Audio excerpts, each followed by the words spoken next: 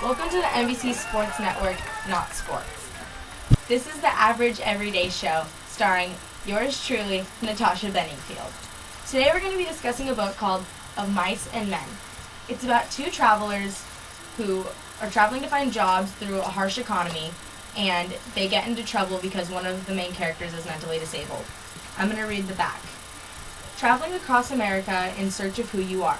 Now they do it on cycles and cars, by bus, or in the time-honored tradition of foot and thumb.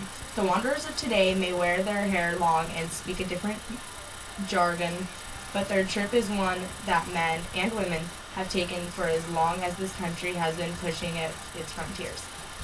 And it's by John Steinbeck.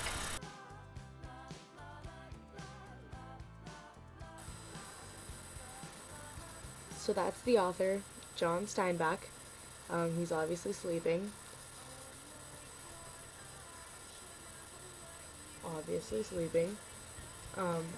But if he was awake, these are probably some things he'd want you to know about him.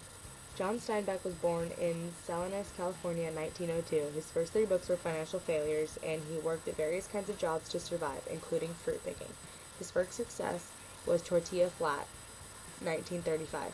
Which was followed in Devious Battle and a number of shorter works, leading up to his great masterpiece, The Grapes of Wrath, which won the Pulitzer Prize in 1940.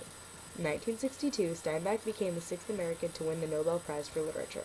He is the author of The Red Pony, The Short Reign of Pippin VI, Canary Row, East of Eden, The Winter of Our Discontent, Travels with Charlie, and, most recently, America and Americans.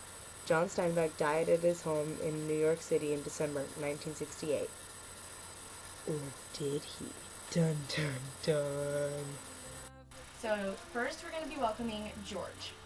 He's one of the main characters. He takes care of his best friend Lenny, who is mentally disabled, and even though he gets frustrated with him and gets very angry and shouts at him, he only means well, and he really just wants to keep them together. So welcome George. Hi George.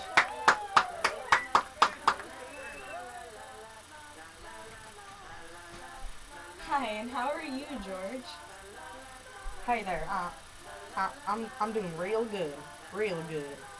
Welcome to the show.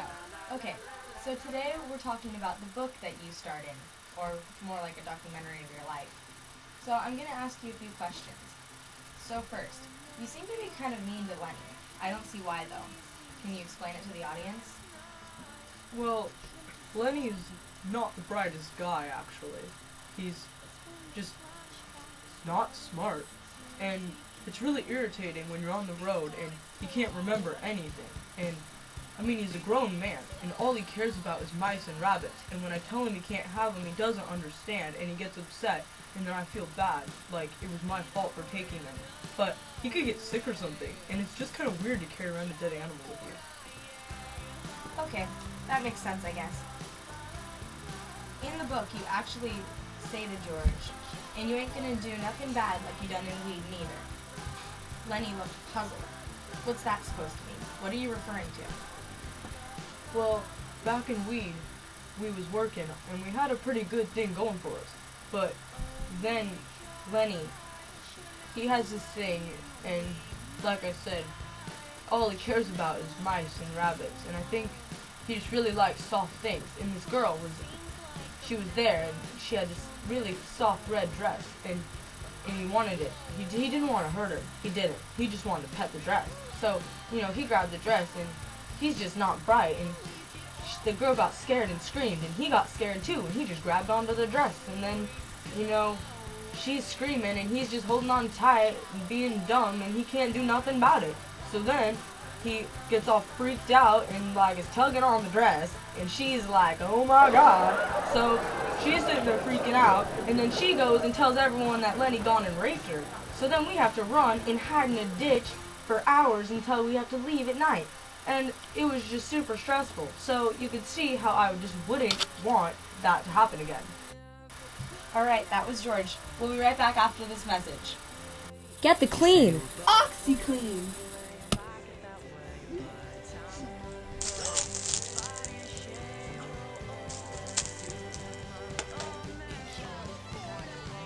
OxyClean. Watch as I put this mustard on this perfectly clean shirt.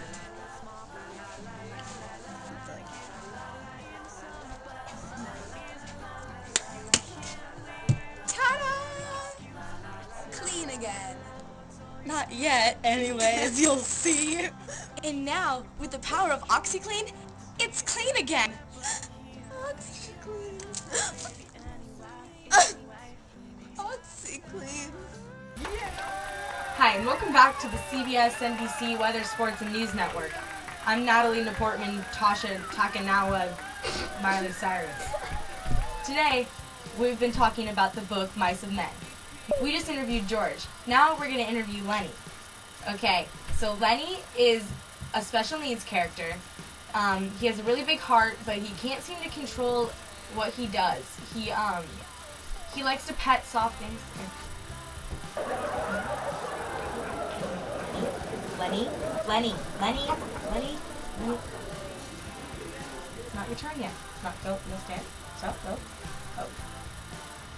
He can't seem to control his urges to pet soft things. And, welcome in Lenny. Hi, Lenny. How are you? Doing good? So, Lenny, how come you like to pet mice? They soft. I like them. I don't even know how. Well, George seemed he seems concerned because you seem to always kill them. I don't mean no harm. They're just so little. And I'm so strong. Is that why you want rabbits? I want rabbits because they're bigger. They won't get killed so easily. I just want 10 rabbits on a farm. George would let me 10 rabbits if I could. Are you looking forward to that? Yeah. So, you seem kind of upset that George won't let you have any mice because you kill them. What do you think of him though? Do you resent him for that, or do you... No. I love George. He's my best friend. You do? Do you plan on staying with him, or do you want to go live by yourself? I want to stay with George on the farm so I can tend the rabbits. What's the quote you always say? What makes you and George different from all the other men that travel for work? Because I got him and he got me. So you guys have people, you have family, like other people. Are you and George related? No, but no. He takes care of me. Is it because of your Aunt Clara? Yeah. Do you remember your Aunt Clara? Not really. She used to give me life. Yeah. Alright, well, Lenny, that's all the time we have for you. Backstage we have Curly's wife. She's gonna come and we're gonna interview her next. And we're gonna switch reporters. I'm going on my lunch break, so Sandra Bullock is gonna take over. Sandra Bullock, Terminator 3. She's taking over. So, bye, and let's have a round of applause for our friend Lenny over here.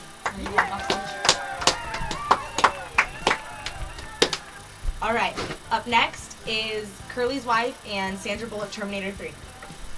Hello, I'm Sandra Bullock, Terminator 3, taking over for Trisha Kanawa and Miley Cyrus. Today we have Curly's wife backstage. How about we bring her out? Hi, Sandra. Hi. Curly's wife. That's the name. Don't wear it out. Ding. Okay, so, what's your relationship with Curly? Miserable. Why? I don't love him. Then why'd you marry him? Because he was kind of like the only option left. Like, I was in a small town and none of my dreams had really worked out, like being an actress and being in the films. So I ended up kind of being left there, and I really wanted to get away from my mother.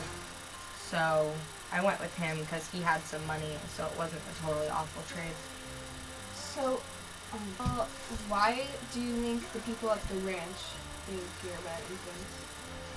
Because, like, it's all Curly's fault. Like, I just want some friends, and I just want to be able to talk to somebody and not be so lonely. How is it Curly's fault?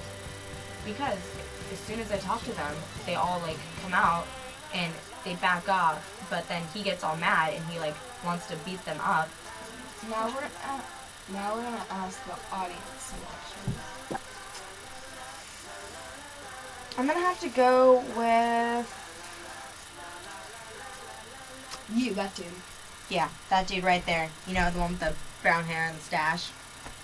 I'm calling on you. Yeah. So Curly's wife. I was just wondering, like, why do you keep like talking to the guys at the ranch and like going out there and like flirting with them if you know that Curly's gonna get mad and like beat up on them? I mean, that's not very nice on your part. You say you want friends and you want people to talk to, but why would they want to talk to you when you just get them in trouble? I mean, why? Like, why would you do that? Well, because, I mean, who am I gonna talk to? I'm lonely, and I mean,